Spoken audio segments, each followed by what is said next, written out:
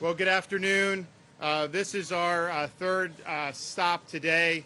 We were in Cedar Key this morning, and then we just got back from Horseshoe Beach, and now here in Steinhatchee, surveying the damage, talking to some of the local folks about what they need to be able to get back on their feet. I'm seeing a lot of damage, and I'm also seeing a lot of resiliency.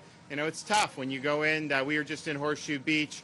You have an old First Baptist church there, and had 4.5 feet of water, so the place is basically ruined.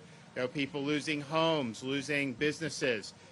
Really a lot of work that needs to be done. So we're, state of Florida is going to be there to help out, get people back on their feet.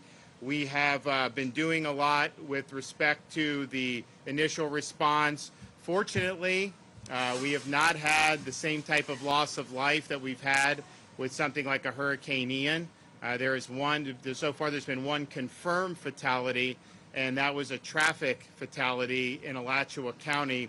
So in terms of this big storm surge that we've seen, and you see the remnants of it here with the water line, we have not yet had a confirmed fatality as a result of it. I think part of that is because people really made good decisions, protected themselves. Also, this forecast turned out to be accurate. It had been eyeing the Big Bend many days ago, and that's what ended up happening. So I think people, particularly in this area, who were in the way of a potential significant storm surge, they did take the proper precautions. We're also working hard to assist with power restoration. As of today, as of most recent numbers, 135,000 outages remain across the state. There have been 430,000 restorations since the storm first arrived in Florida yesterday. So it's been a lot of great work with these linemen and the companies really putting an effort on rapid power restoration. As you'd expect, most of the outstanding power outages are in these Big Bend counties, mostly the rural counties. So you've got a lot of rural electrical co-ops. You do have Duke Energy is involved in some of these counties. I think everyone's working together. All those linemen are still here to be able to provide mutual aid so that we can get the lights on as quickly as possible. We are going to be requesting, because we understand, particularly in this area, fishing is very important. We are going to request from the U.S. Secretary of Commerce a federal fisheries disaster to be able to help our fisheries rebuild. This is an important part of the economy here. This has obviously been interrupted, and it is going to be a blow to a lot of folks who are involved in that industry. We did not get that after Hurricane Ian, but we think it's clearly warranted in this situation. We're continuing to make sure that the roads are clear. FDOT's done a great job with that. I mean, the fact that Cedar Key Bridge was cleared within 12 hours of the landfall shows that they were on the ball with all that. So we're appreciative of all those efforts, as well as all the first responders that have been doing a lot of important stuff. We've mentioned the schools. You're going to have most of the schools are going to be open by tomorrow. Clearly, the Big Bend area, they got to get the power on. They got to get other stuff. So I know they're working with Secretary Diaz to figure out when they can do that. We all want that to be done as soon as possible. We are going to be helping people with this Florida Disaster Fund, and I'm going to have the First Lady say a few words about that.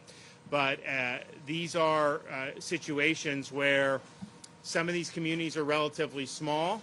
There's going to be discrete needs, and having something like the Florida Disaster Fund gives us the ability to be able to meet needs that a government bureaucracy may not be able to meet.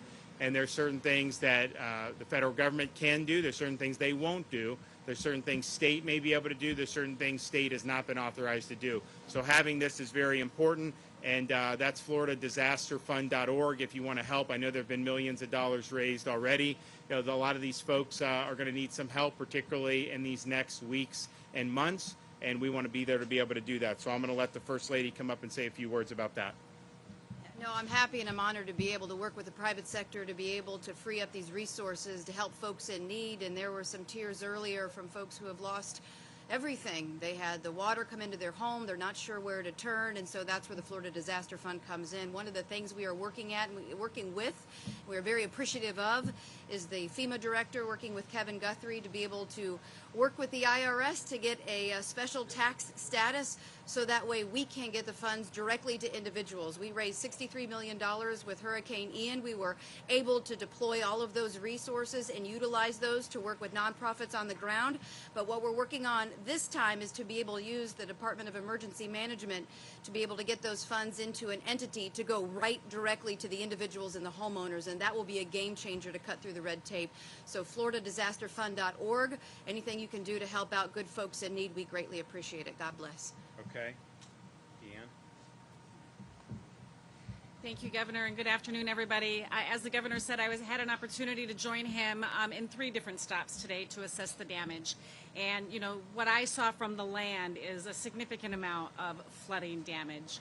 But we're also doing our damage assessments from the air by using the Civil Air Patrol, as well as space, and using satellite imagery to compare the before and after, so we can get a true impact of the overall damage to the area. And so we'll use all of that information to help determine what additional programs potentially need to be added. As the President this morning contacted the Governor, he did approve and sign the Major Presidential Disaster Declaration that includes individual assistance for several counties. You can find those counties at disasterassistance.org, or .gov, I mean. And then if you are in one of those counties, I encourage you now to register for assistance with FEMA. First, contact your insurance company, but then register for assistance. You can go to disasterassistance.gov. You can do it from a FEMA app, and you can begin that process where we can help you jumpstart your recovery efforts and get some funding flowing to help you with those immediate needs that you're having right now, and then work with the state, the Governor and his team, to help identify what the longer-term solutions might need to be. Thank you. Okay, Kevin Guthrie. Thank you, Governor. Thank you again for your leadership. So as we started to focus on recovery, I look around here, we look at the last 2 stops that we're at, there's a lot of good people doing a lot of good things, neighbors helping neighbors, etc. The one thing that I would just remind homeowners and business owners to do, take pictures before you start the cleanup, all right? Please take those pictures. We need that photographic documentation as we move forward, going forward. High water marks. You want to take pictures of those high water marks outside the home and inside the home. Typically, there is a discrepancy between the two. The internal usually happens to be a little bit lower than the external. So please make sure you take pictures of those high water marks external to your home, internal to your home. When you take your debris to the roadside, please separate it. There's basically 4 or 5 different categories. What we want you to do on that debris is we want you to put the vegetation in one section. We want you to put all your household furniture and goods in another section, appliances in a separate section, and then household hazardous waste. This is insecticides, bleach, ammonia, that type of stuff, perhaps even gasoline. Put that in a separate section as well. So make sure you have distinct piles, separate them. It makes it a lot easier, and the debris removal process goes much, much quicker. The third thing that I want to talk about is mitigation. We have seen the Florida Building Code all throughout this area works. You know, it definitely works. Homes that are elevated, homes that have the metal roofs on them, did not lose their roofs, we did not have inundation into the homes that were elevated. Mitigation works.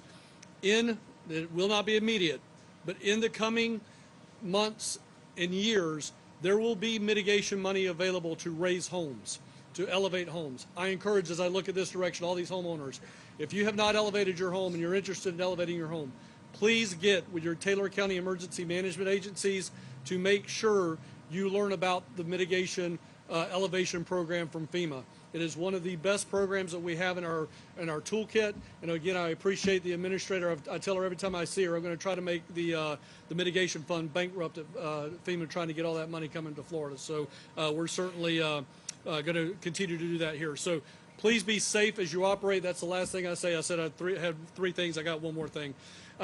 Be safe as you clean up. Make sure you're wearing goggles. Make sure you're wearing hard hats. Don't stand on the top rung of a ladder reaching way out to the side to try to cut something one-handed with a chainsaw. We have more and more deaths that are happening after landfall that are completely preventable. bring the ladder down, set it back up, get closer, use the hard hat, use gloves, use long pants. Don't be out there in shorts and flip-flops cutting stuff down. Make sure you're looking for electrical lines. Make sure you keep those generators 20 feet from your house. You will start to see more and more state resources come into the area. You'll see folks like volunteer organizations, Team Rubicon, Southern Baptist Disaster Relief, a host of individuals coming in from Volunteer Florida that will help you guys on your path to recovery. Again, Governor, First Lady, thank you for your leadership. I appreciate all you do for the division.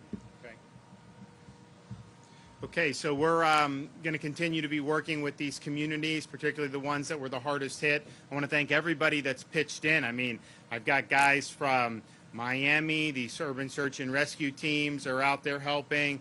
We've got other parts of the state. We've got Sheriff Ivy from Brevard. We were just with Grady Judd from Polk County. So you've had a lot of people come in to be able to help folks at a difficult time. So thank you, and we look forward to continue to work with everybody to get everyone back on their feet. Okay, any questions? Governor, what's your personal assessment after traveling around the state today? What have you seen? What do you make of the damage? Well, I've seen a lot of really heartbreaking damage. I think when people lose a church, when they lose their home, when they lose a business, you could see. I mean, this was really the day after the impact. A lot of these folks in like Horseshoe Beach, they came this morning to see. And so it was all very raw when you have your whole life's work into, say, like a business that ends up under 5 feet of water. I mean, that's a lot of work that you've got to do going forward. So I think that it was something that was really difficult for a lot of people, for me to see, for Casey to see. But we're going to come back, and we're going to get everybody back. And that's going to happen. So I know it's not easy now, and I know it's going to be a lot of work, but we will get everyone back on their feet.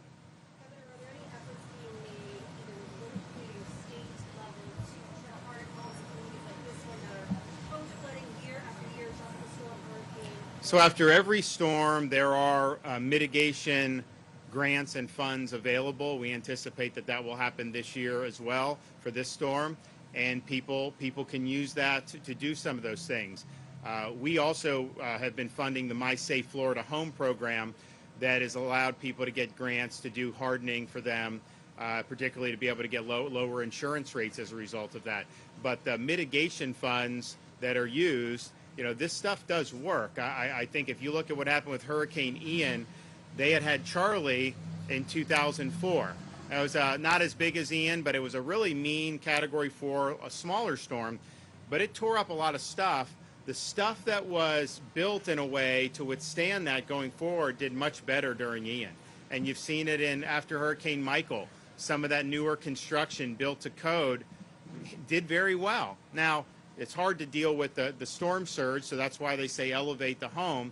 But in terms of the wind and stuff, they held up remarkably well. You look in Horseshoe Beach, most of these homes are very elevated. And so, yeah, there was a lot of damage, but there was also homes that weathered it because of how they were built. And so they got massive storm surge, but it all went underneath the living area. And so they're going to end up, their homes are going to be fine. They're going to, there may be minor things they have to do, but they did not lose their home as a result of that type of mitigation.